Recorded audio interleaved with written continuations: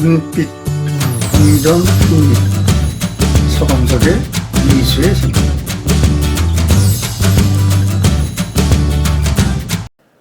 이 글은 엄상익 변호사가 쓴 것인데 느낀 점이 많아 영상으로 만들어 옮깁니다.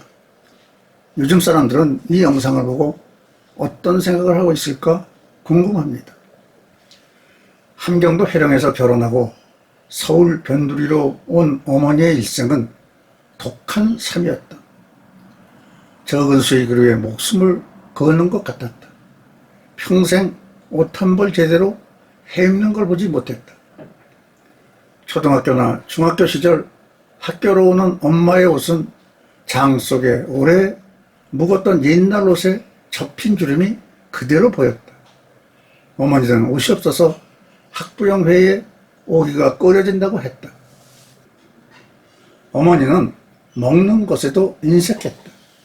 생선이나 과일, 달걀이 어머니의 입속에 들어가는 걸 보지 못했다. 고기도 먹지 않았다. 찬밥과 오래된 김치 조각이 어머니의 식단이었다. 수은주가 영하 10도 아래로 내려가는 1월에 칼바람 치는 날이다. 연탄을 떼는 작은 무쇠 난로에 공기구멍은 항상 닫혀 있었다. 내가 공기구멍을 조금 열어놓으면 어머니는 다시 와서 그걸 닫아버렸다. 연탄 한 장으로 하루를 버텨야 한다는 것이다. 어머니는 한겨울에도 붓기가 없는 방에서 잠을 자기도 했다. 방 안에 구석에 놓아두었던 그릇의 물이 얼음덩어리로 변해 있기도 했다. 초등학교 4학년 시절 나는 어머니와 처음으로 부딪혔다. 거리가 얼어붙은 겨울 어느 날이었다. 어머니와 나는 찬바람이 이는 도로가에서 전차가 오기를 기다리고 있었다. 사람이 천천히 뛰는 정도로 느릿느릿 가는 전차는 30분이 넘도록 오지 않았다. 얇은 신발 속에 발가락이 냉기로 얼어붙는 것 같았다. 나는 어머니에게 버스를 타고 가자고 졸랐다. 어머니는 나를 보고 정신 빠진 놈이라고 욕을 했다. 당시 버스비는 5원이고 전차는 그 반값인 2원 50전이었다. 아침마다 학교를 갈 때 어머니는 5원짜리 은빛 동전 하나를 내게 주었다. 그 돈으로 전차표를 사서 학교를 갔다 오라는 것이었다. 추우니까 자주 정류장으로 오는 버스를 타자는 나를 보고 어머니는 정신이 썩은 놈이라고 욕을 했다. 그 추운 자리에서 벌로 1시간을 더 서 있으라고 했다. 전차가 와도 어머니는 타지 않았다. 칼바람이 부는 거리에서 나는 1시간 동안 서 있는 벌을 받았다. 어렸던 나는 도무지 그 벌이 납득되지 않았다. 아버지의 자가용을 타고 다니는 아이도 있었다. 대부분의 아이들이 버스를 타고 다녔다. 나는 그 버스조차 탈 자격이 없다는 사실에 반항기가 일었다. 어머니한테 벌을 받은 다음 날부터 나는 버스도 전차도 타지 않았다. 신설동에서 광화문까지 초등학교 4학년 아이의 걸음으로 걸어갔다가 또 걸어왔다.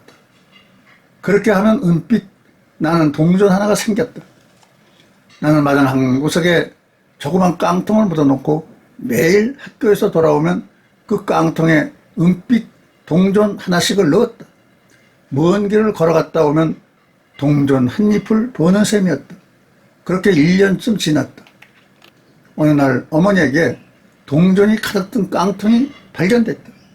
어머니는 그걸 내가 도둑질한 것으로 확신하고 얼굴이 분노로 시퍼렇게 되어 있었다.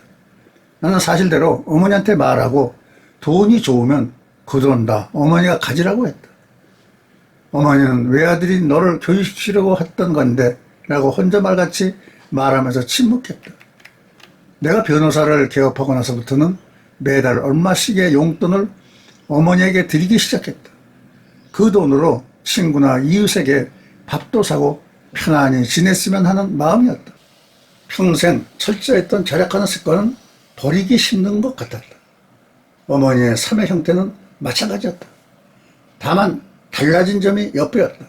동네에 가난한 사람이 있으면 쌀집에 부탁해서 쌀가루를 보내기도 하는 걸 알았다. 성당에서 어떤 행사가 있으면 손이 크게 헌금한다는 소리도 들려왔다. 2016년 새해가 밝아왔을 때였다. 어머니는 나의 세배를 받으면서 말했다. 내가 이제 90살이다. 만주에서 전쟁을 겪었고 대동아 전쟁을 겪었고 6.25 때는 남아서 올해도 살았다. 산다는 게 이제 지겹다. 어머니는 이제 20살 때 북에서 헤어진 돌아가신 부모 곁으로 가고 싶으신가 보다 하는 생각이 들었다. 그 2달 후였다. 어머니가 은행에서 찾은 수표 2장을 내게 주면서 말했다. 네가 나한테 준 용돈을 거의 쓰지 않고 모아뒀다. 5억 원을 채우려고 했는데 모자란다. 아무래도 그렇게 못할 것 같다. 어머니는 내게 받은 용돈을 쓰지 않고 돌려주었다. 어린 시절 깡통 속의 동정들을 어머니께 반납했던 생각이 문득 들기도 했다. 그 다음 달 어머니는 저 세상으로 가셨다. 요즘 내가 깨달은 게 있다. 작은 수익을 얻기 위해 사람들은 먼 길을 간다. 그러면서도 영생을 얻기 위해서는 한 발짝도 땅에서 떼지 않으려고 한다. 기억 저쪽에서 초등학생인 내가 은빛 동전 한 잎을 위해 먼지가 날리는 우중충한 거리를 걷고 있는 모습이 보인다. 노인이 된 이제는 진리를 위해 성경의 한 페이지를 넘긴다. 감사합니다.